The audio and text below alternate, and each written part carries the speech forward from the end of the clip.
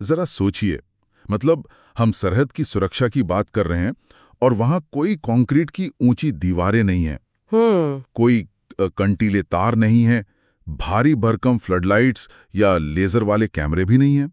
इसके बजाय सीमा की रखवाली का जिम्मा उन मगरमच्छों को सौंपा गया है जो दलदले पानी में घात लगाए बैठे हैं। हाँ, और उन जहरीले सांपों को जो घने जंगलों में रेंग रहे हैं। बिल्कुल, मतलब पहली बार में तो ये किसी पुरानी ऐतिहासिक एक्शन फिल्म के दृश्य जैसा लगता है ना। हाँ, एकदम।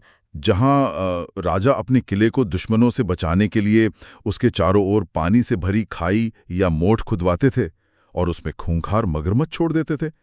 लेकिन आज की इस विस्तृत चर्चा में हम जिस विषय की गहरी छानबीन कर रहे हैं वो कोई फिल्म या मध्यकालीन इतिहास नहीं है। जी नहीं, बिल्कुल नहीं। हमारे पास जो स्रोत हैं वे भारत बांग्लादेश सीमा की सुरक्षा से जुड़े एक ऐसे प्रस्ताव का खुलासा करते हैं जो सुरक्षा के पारंपरिक नजरिए को पूरी तरह से पलट कर रख देता है। और सबसे बड़ी बात यह है कि ये कोई कागजी ख्याली पुलाव नहीं है।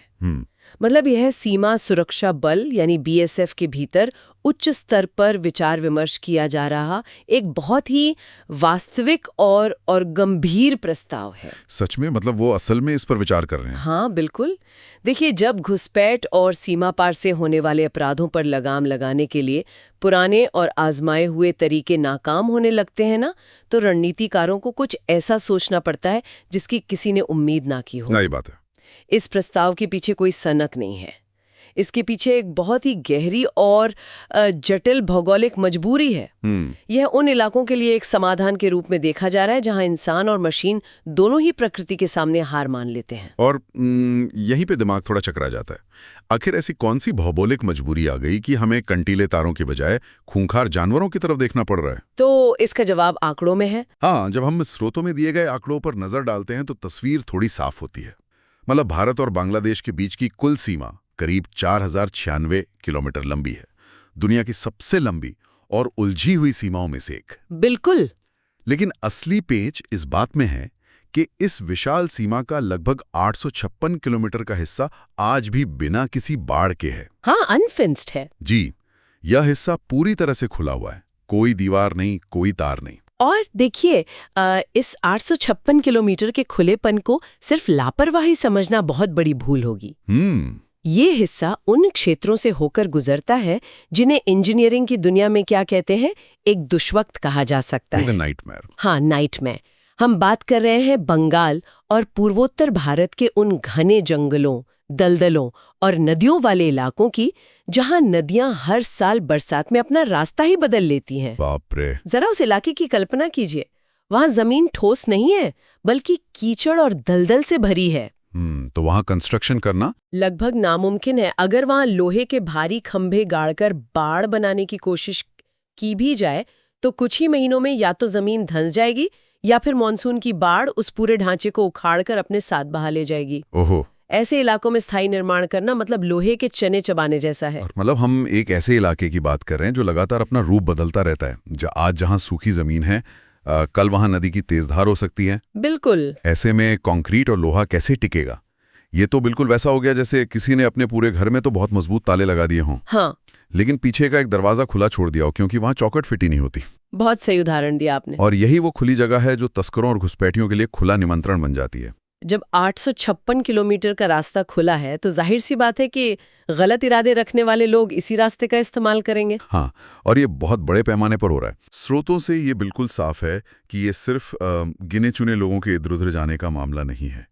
ये एक बहुत बड़ा, बहुत ही संगठित आपराधिक नेटवर्क बन चुका है। जी। यहाँ से इंसानों की तस्करी हो रही है, ड्रग्स और हथियारों की भारी खेप पार कराई जा रही है। और एक और बहुत खतरनाक चीज है, जाली भारतीय नोट। हाँ, जिन्हें हम FICN या फेक इंडियन करेंसी नोट्स कहते हैं, उनकी बहुत भारी मात्रा में तस्करी हो रही है। देखिए, इस पूरी कहानी में ना जाली नोटों की तस्करी वाले हिस्से को बहुत ध्यान से समझने की जरूरत है। हाँ, वो कैसे? क्योंकि सीमा पार से आ रहे हथियार या ड्रग्स सीधे तौर पर नजर आते हैं, उनका नुकसान तुरंत दिखता है, लेकिन जाली नोटों का असर बहुत धीमा और बहुत गहरा होता है। अच्छा। जब कोई तस्कर उस दलदली रास्ते से करोड़ों रुपए के जाली नोट लेकर भारतीय सीमा में प्रवेश करता है तो वो सिर्फ एक साधारण अपराध नहीं कर रहा होता है। तो फिर क्या कर रहा है? वो पूरे देश की अर्थव्यवस्था की जड़ों में जैसे तेजाब डाल रहा होता है। बाप रे। ये जाली नोट धीरे धीरे स्थानीय बाजारों में, सब्जी मंडियों में और फिर आम लोगों की जेबों में पहुंच जाते हैं। इससे बाजार में नकली पैसा बढ़ता है, महंगाई अनियंत्रित होती है और असली पैसे की कीमत गिरने लगती है। एक तरह से ये बिना गोली चलाए किया गया एक आर्थिक युद्ध है, एक साइलेंट वॉर। बिल्कुल। अब बीएसएफ के सामने सबसे बड़ी चुनौती ये है कि उनके पास गश्त करने के लिए बहादुर जवान तो हैं, लेकिन उस कमर तक गहरे कीचड़ और दलदल में गश्त करना मानवीय रूप से मुमकिन ही नहीं है। जाहिर है। नावें वहां फंस जाती हैं और पैदल चलना तो आत्महत्या के समान है। तो स्थिति यह है कि समस्या बहुत बड़ी है, लेकिन हमारे पारंपरिक समाधान वहां काम नहीं कर रहे हैं। ऐसे में किसी ने सोचा कि अगर हम वहां मशीनें या जवान नहीं भेज सकते तो क्यों ना उस वातावरण के असली बाशिंदों को ही अपना सिपाही बना लिया जाए। बिल्कुल, नेचर का ही इस्तेमाल किया जाए। और इस साल फरवरी के महीने में महानिदेशक स्तर की एक अहम बैठक हुई थी और इस बैठक में बाकायदा इस बात पर चर्चा हुई कि इन संवेदनशील नदियों और जंगलों वाले इलाकों में सांपों और मगरमच्छों को छोड़ दिया जाए। जी, एक तरह का बायोलॉजिकल डिटेरेंट या जैविक सुरक्षा घेरा। लेकिन देखिए, यहीं पर मेरी सबसे बड़ी उलझन है। मतलब here is where it gets really interesting और थोड़ा अजीब भी। अच्छा, क्या उलझन है? अगर हम एक सीसीटीवी कैमरा लगाते हैं तो हम तय कर सकते हैं कि वो क्या रिकॉर्ड करेगा। अगर हम अलार्म लगाते हैं तो वो घुसपैठिए के आने पर बचता है। एक प्रशिक्षित सुरक्षा कुत्ता भी अपने मालिक की पहचान करता है। सही है। लेकिन एक जंगली मगरमच्छ, वो तो कोई यूनिफॉर्म नहीं पहचानता ना। जी नहीं। एक मगरमच्छ ये कैसे तय करेगा कि पानी में उतरने वाला व्यक्ति एक खूंखार तस्कर है या फिर एक गरीब मछुआरा जिसकी नाव गलती से रास्ता भटक गई है? क्या ये प्रैक्टिकल है? मैं समझाती हूँ। इस सवाल का सीधा जवाब ये है कि मगरमच्छ कभी ये फर्क नहीं करेगा। अच्छा। उसके लिए हर इंसान सिर्फ एक शिकार है। और असल में बीएसएफ इस योजना को इस नजरिए से देख ही नहीं रही है कि मगरमच्छ तस्करों को पकड़ेंगे या उन पर हमला करेंगे। तो फिर मकसद क्या है? यहाँ पूरा खेल मनोविज्ञान का है, साइकोलॉजी का। हमें उस तस्कर के दिमाग के अंदर झांक कर देखना होगा जो रात के अंधेरे में सीमा पार करने की कोशिश करता है। अगर किसी इलाके में सिर्फ कैमरा या सेंसर लगे हैं तो तस्कर को पता होता है कि कैमरे का एक ब्लाइंड स्पॉट होता है। हाँ, कि कैमरा कहाँ नहीं देख रहा। जी, उसे पता होता है कि सेंसर से कैसे बचा जा सकता है। वो गश्त करने वाले जवानों की ड्यूटी का समय भी नोट कर सकता है। मतलब इन सब चीजों का अनुमान लगाया जा सकता है। एक प्रिडिक्टेबिलिटी है। राइट। लेकिन जब बात मगरमच्छों की आती है तो सारा अनुमान खत्म हो जाता है। ये मनोविज्ञान वाला पहलू तो वाकई रोंगटे खड़े करने वाला। मतलब हथियार जानवर का जबड़ा नहीं है, बल्कि हथियार वो खौफ है जो उस जानवर के नाम से पैदा होता है। एकदम सही पकड़ा आपने। जरा कल्पना कीजिए, रात के 2 बज रहे हैं, घुप अंधेरा है, एक तस्कर को कमर तक गहरे काले और गंदे पानी में उतरना है। उसे पता है कि इस पानी में कैमरे नहीं हैं, लेकिन उसे ये भी पता है कि इस पानी के नीचे कहीं कोई 12 फुट लंबा मगरमच्छ घात लगाए बैठा हो सकता है। और वो कब सामने आ जाए कुछ नहीं पता। हाँ, वो मगरमच्छ कहाँ है, कब हमला करेगा, ये कोई नहीं जानता। ये जो अनिश्चितता का डर है ना, ये किसी भी मशीन से ज्यादा ताकतवर है। बिल्कुल। और मनोवैज्ञानिक दबाव की इसी रणनीति को अंग्रेजी में डिटरेंस कहा जाता है। इसका मकसद हमला करना नहीं है, बल्कि सामने वाले के इरादों को इस हद तक तोड़ देना है कि वो अपराध करने की हिम्मत ही न जुटा पाए। खौफ पैदा करना। हाँ, तस्करों के गिरोह भी जोखिम और मुनाफे का हिसाब लगाते हैं। जब उन्हें लगेगा कि इस रास्ते से जाने का मतलब सीधे सीधे मौत के मुंह में जाना है, और वो भी एक ऐसी भयानक मौत जिसका कोई अंदाजा नहीं लगाया जा सकता, तो वे अपने कदम पीछे खींचने पर मजबूर हो जाएंगे। सही बात है। अंधेरे में पानी की एक छोटी सी हलचल भी उनके पसीने छुड़ाने के लिए काफी होगी। प्रकृति का ये डर किसी भी लेजर अलार्म से ज्यादा प्रभावी साबित हो सकता है। एक घुसपैठिए या तस्कर के नजरिए से तो ये खौफ बहुत तार्किक लगता है, बहुत लॉजिकल है। लेकिन सिक्के का एक दूसरा पहलू भी है जो शायद इस पूरी योजना की सबसे कमजोर कड़ी है। आप स्थानीय लोगों की बात कर रहे हैं ना? बिल्कुल। हम उन लोगों के बारे में क्या कहेंगे जिनका पूरा जीवन उसी सरहद और उसी नदी के इर्द गिर्द बीतता है। हमारे स्रोतों में यह साफ तौर पर दर्ज है कि बीएसएफ के स्थानीय कमांडरों ने इस प्रस्ताव पर बहुत गहरी चिंता जताई है। हाँ, और उनकी चिंता वाजिब भी है, क्योंकि ये जो बिना बाढ़ वाले इलाके हैं, ये पूरी तरह से वीरान या सुनसान नहीं है। इन दलदलों और नदियों के बहुत करीब कई गांव बसे हुए हैं, वहां अच्छी खासी आबादी रहती है। जी। ऐसे में अगर हम उस पानी में मगरमच्छ और जहरीले सांप छोड़ देते हैं, तो हम सिर्फ तस्करों के लिए ही नहीं, बल्कि उन आम नागरिकों के लिए भी एक मौत का कुआं तैयार कर रहे हैं, जो रोजमर्रा के कामों के लिए उन जंगलों और नदियों पर निर्भर हैं। मैं आपकी बात से पूरी तरह सहमत हूँ। स्थानीय कमांडरों की चिंता को नजरअंदाज नहीं किया जा सकता। नीति निर्माता दिल्ली या किसी बड़े शहर के सुरक्षित दफ्तर में बैठकर खौफ की रणनीति बना सकते हैं, लेकिन स्थानीय कमांडर तो जमीनी हकीकत को जीते हैं ना। बिल्कुल जीते हैं। उन्हें पता है कि ये इलाका बाढ़ के लिहाज से कितना संवेदनशील है। जब हम मॉनसून की बात करते हैं तो वहां नदियां सिर्फ अपना रास्ता ही नहीं बदलती, बल्कि उफान पर आकर कई कई किलोमीटर तक फैल जाती हैं। हाँ, पूरा इलाका डूब जाता है। गांव के गांव पानी में डूब जाते हैं। अब उस स्थिति की कल्पना कीजिए, जो मगरमच्छ सीमा की सुरक्षा के लिए नदी में छोड़े गए थे, बाढ़ के उस उफानचित पानी के साथ वे बहकर सीधे गांव वालों के आंगनों में आ जाएंगे। कर रहा है, उसका सामना अपने ही घर के दरवाजे पर एक मगरमच्छ से हो सकता है। बिल्कुल हो सकता है। फिर यह राष्ट्रीय सुरक्षा का मामला नहीं रहेगा, ये तो एक स्थानीय आपदा बन जाएगा। एक सुरक्षा बल का सबसे पहला काम अपने ही देश के नागरिकों की रक्षा करना है। सही कहा। अगर इस योजना से उन नागरिकों की जान खतरे में पड़ती है, तो फिर इस पूरी कवायद का फायदा ही क्या है? और यही वो बड़ा विरोधाभास है जिस पर इस वक्त गहन मंथन चल रहा है। बीएसएफ की स्थानीय इकाइयां इस बात का विश्लेषण कर रही हैं कि क्या इस जैविक विकल्प के इसके जोखिम इसके फायदों से ज्यादा है। ये पूरी बहस सुरक्षा को नियंत्रित करने की क्षमता पर आकर टिक जाती है। कंट्रोल पर। हाँ, कंट्रोल पर।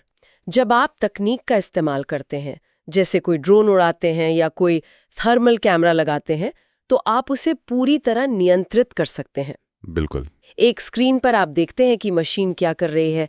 जब बाढ़ आती है तो आप उस महंगे कैमरे को वहां से हटाकर सुरक्षित जगह पर रख सकते हैं। मतलब तकनीक का एक दायरा होता है, लेकिन प्रकृति का कोई दायरा नहीं होता। ये तुलना बहुत दिलचस्प है। So what does this all mean? मतलब हम प्रेडिक्टेबिलिटी बनाम अनिश्चितता की बात कर रहे हैं। जी।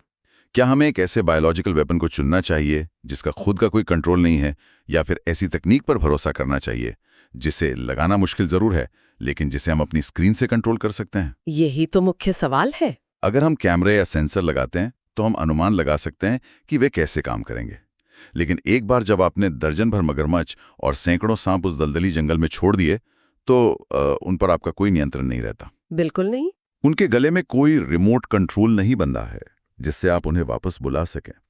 जब नदियां उफान पर होंगी तो वे जानवर अपनी प्राकृतिक वृत्ति के अनुसार ही व्यवहार करेंगे। हाँ, वो तो जानवर हैं। उन्हें ये नहीं पता होगा कि कौन सी रेखा भारत की है और कौन सी बांग्लादेश की।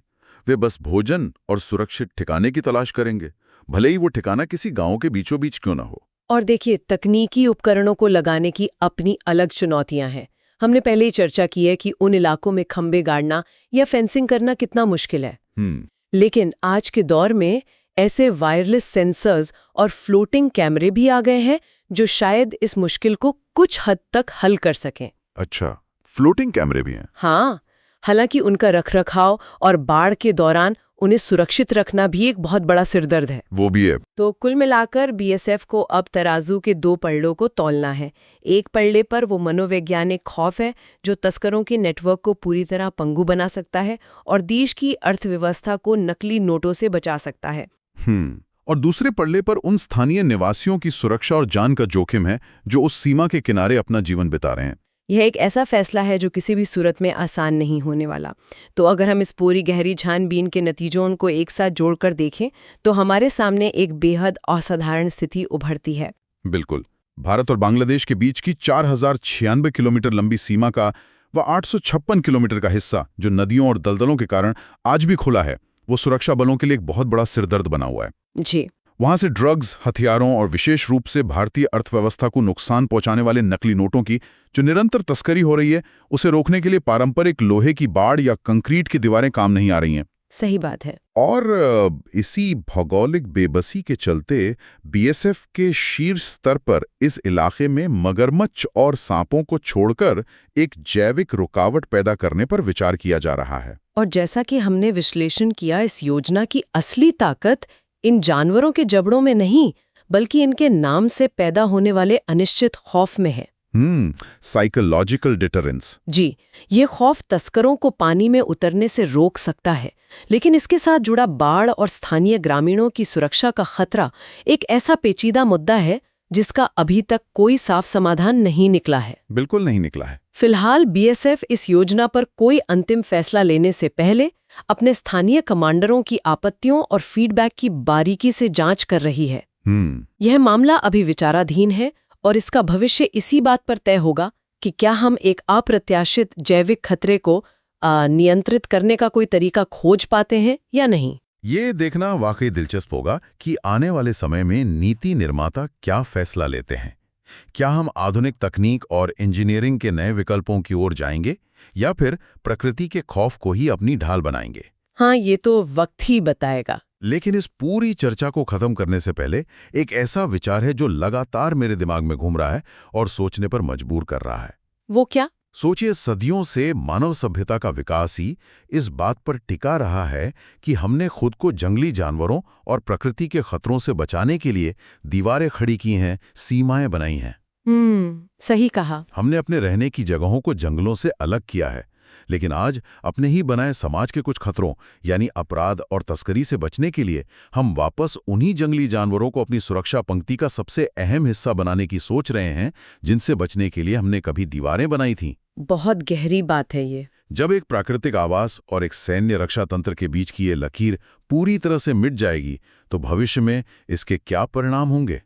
क्या ये सुरक्षा की दुनिया में एक मास्टर स्ट्रोक कहलाएगा या फिर प्रकृति के साथ एक ऐसा खतरनाक प्रयोग जिसके अंजाम हमें बाद में भुगतने पड़ेंगे? ये एक ऐसा सवाल है जो इस प्रस्ताव के लागू होने या ना होने दोनों ही सूरतों में हमारे सामने खड़ा रहेगा।